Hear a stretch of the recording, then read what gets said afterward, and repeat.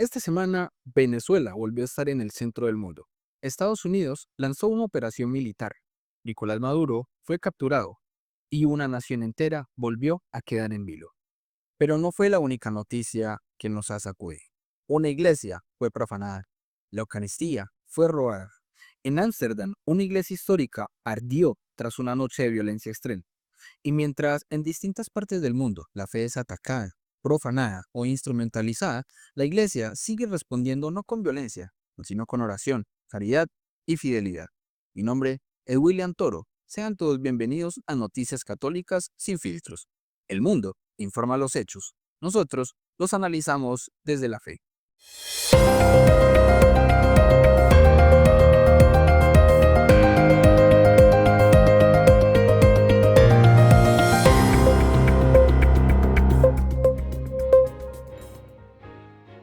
Estas son algunas de las noticias que marcaron la semana. Estados Unidos lanza ataque militar en Venezuela y captura a Nicolás Maduro. Comenzamos esta edición del noticiero con un hecho de enorme impacto mundial. El presidente de Estados Unidos, Donald Trump, anunció que fuerzas estadounidenses realizaron un ataque militar en Venezuela durante la madrugada de este sábado 3 de enero de 2026.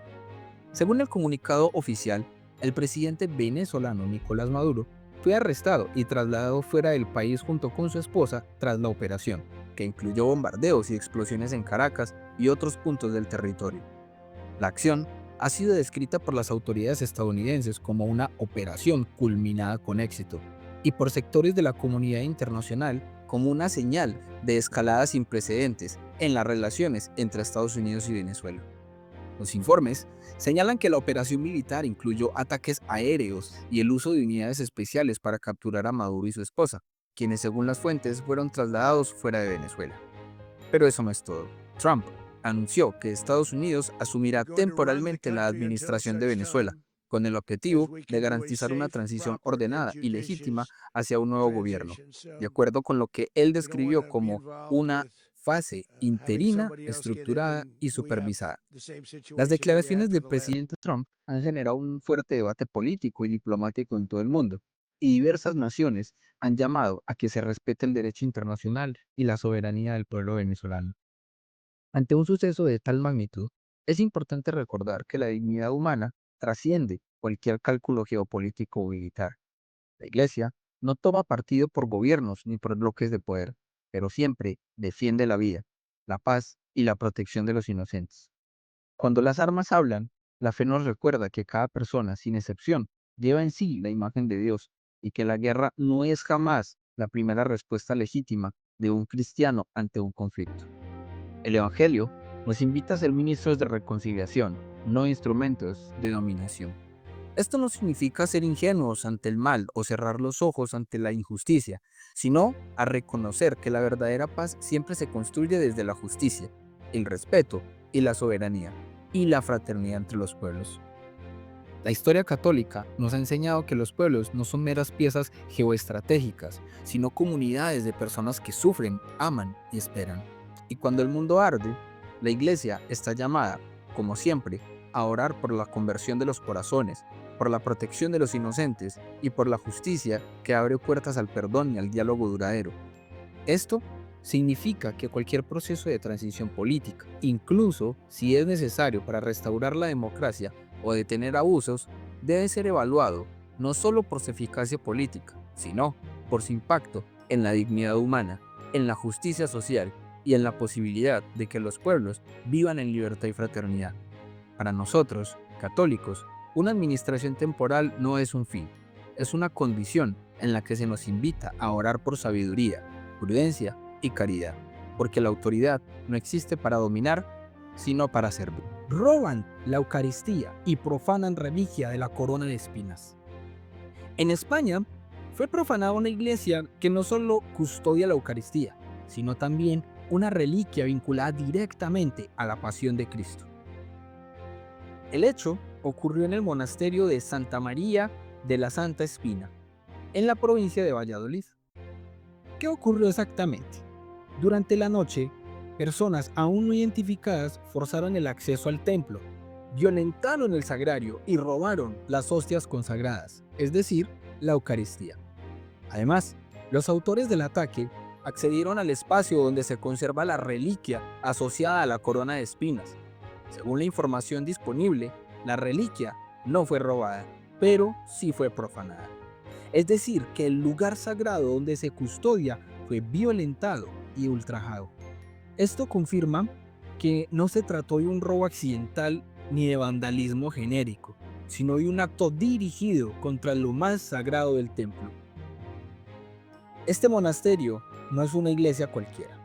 La Santa Espina es conocida precisamente por custodiar desde hace siglos una reliquia vinculada a la corona de espinas de nuestro Señor Jesucristo, uno de los signos más elocuentes de su pasión redentora.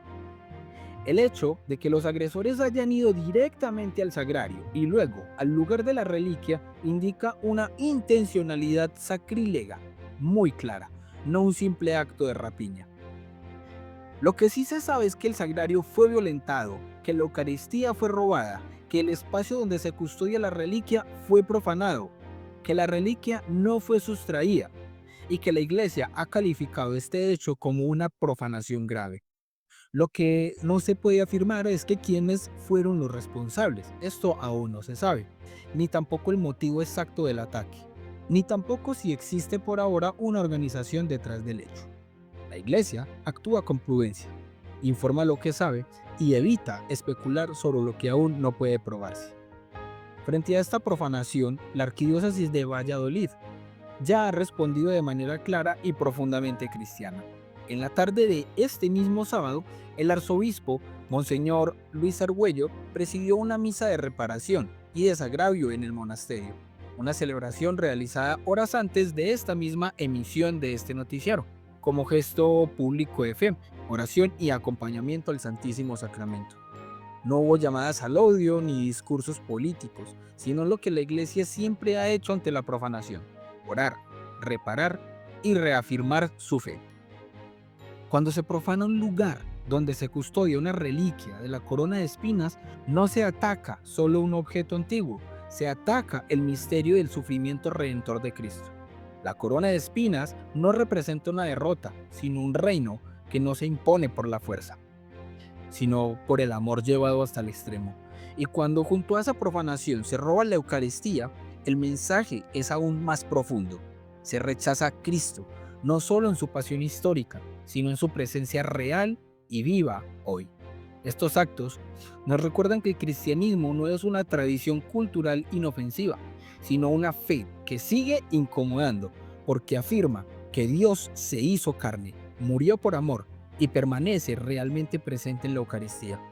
La respuesta de la Iglesia no es la venganza, ni el espectáculo mediático, es la reparación, porque cuando el mundo hiere lo sagrado, la Iglesia responde adorando más, creyendo más y amando con mayor profundidad. Tribunal permite recortes a Planned Parenthood en varios estados de Estados Unidos. Nos vamos ahora a los Estados Unidos. Un tribunal federal de apelaciones permitió a la Casa Blanca recortar fondos públicos a Planned Parenthood en varios estados del país.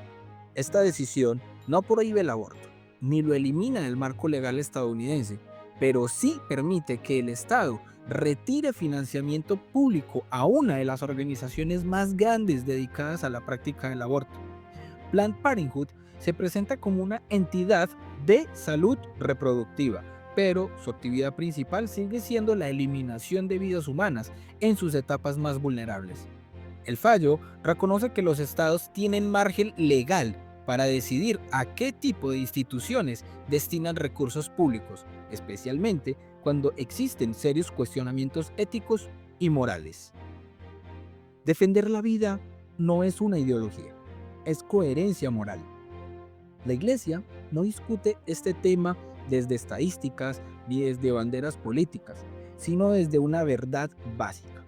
Toda vida tiene dignidad desde la concepción.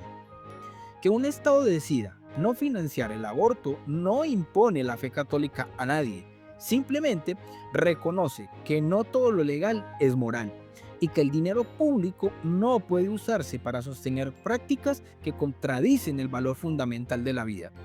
En una cultura que habla constantemente de derechos, la pregunta sigue siendo la misma: ¿Quién defiende el derecho del que no puede defenderse? La vida no se negocia, se protege. Cáritas Jerusalén continuará su labor humanitaria en Gaza pese a prohibición de Israel. Y ahora nos vamos a Tierra Santa.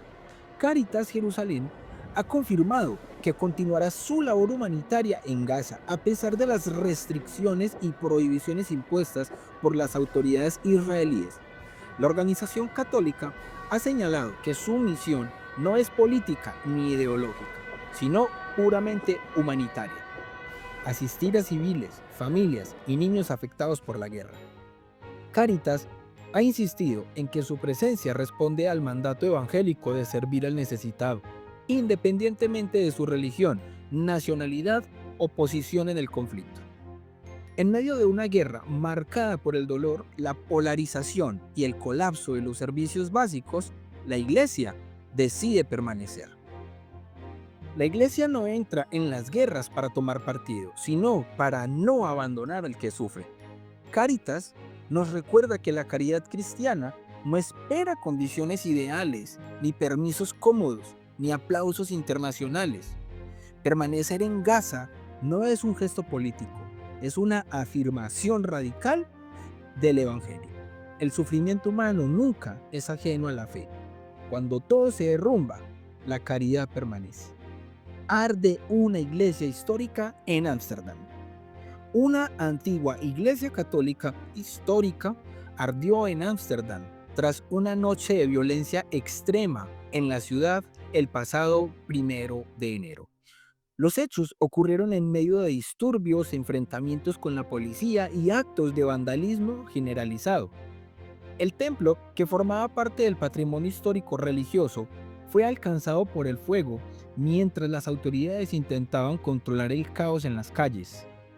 Hasta el momento, no se ha confirmado oficialmente que el incendio haya sido provocado directamente por un ataque anticristiano intencional, pero tampoco se puede ignorar el contexto: una violencia creciente, una secularización agresiva y una pérdida casi total del respeto por lo sagrado.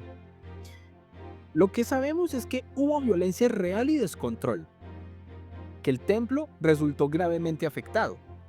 Ocurre en una de las ciudades más secularizadas de Europa, pero no podemos afirmar que el ataque haya sido planificado específicamente contra la iglesia o que represente una política oficial contra los cristianos. Cuando una sociedad deja de ver los templos como algo sagrado, no tarda en verlos como algo prescindible. Europa no perdió la fe de un día para otro. Primero perdió el respeto, y cuando lo sagrado deja de importar, el fuego ya no escandaliza. No solo es un edificio el que arde, es una memoria, es una advertencia. Antes de continuar, queremos recomendarte algunos proyectos católicos que están haciendo un trabajo serio y necesario para la Iglesia. Ya está disponible el nuevo libro de Dante Urbina, Biblia Católica versus Biblia Protestante, el gran debate sobre el canon. Un libro claro y bien fundamentado para entender por qué la Iglesia reconoce el canon bíblico que tenemos hoy. Está disponible en formato físico y digital. El enlace para adquirirlo está en la descripción del video. También queremos recomendarte Editorial Sanctum, una editorial pensada para acompañar a autores independientes en el proceso de convertir sus ideas, manuscritos y proyectos en libros profesionales, listos para ser publicados. Si tienes un libro en el corazón, el enlace de contacto está en la descripción. Y si alguna vez has querido formarte seriamente en la fe, el Padre Byron ofrece un curso completo de teología para laicos, totalmente gratuito, sistemático y certificable. El curso se imparte a través de un canal dedicado exclusivamente a esta formación, con módulos como Historia de la Iglesia, Cristología, Mariología, Escatología, Trinidad, Teología Fundamental y más. Es una oportunidad real para profundizar en la fe, con orden, claridad y fidelidad a la Iglesia. Te dejamos el enlace al canal en la descripción del video. Y finalmente, si quieres acompañar tu formación con oración, en el canal Apologética Mariana de José Daniel se reza el Santo Rosario todos los días desde las 5 de la mañana para que puedas unirte en cualquier momento del día. El enlace también está en la descripción. El Papa León XIV ora por las víctimas de un incendio en Suiza.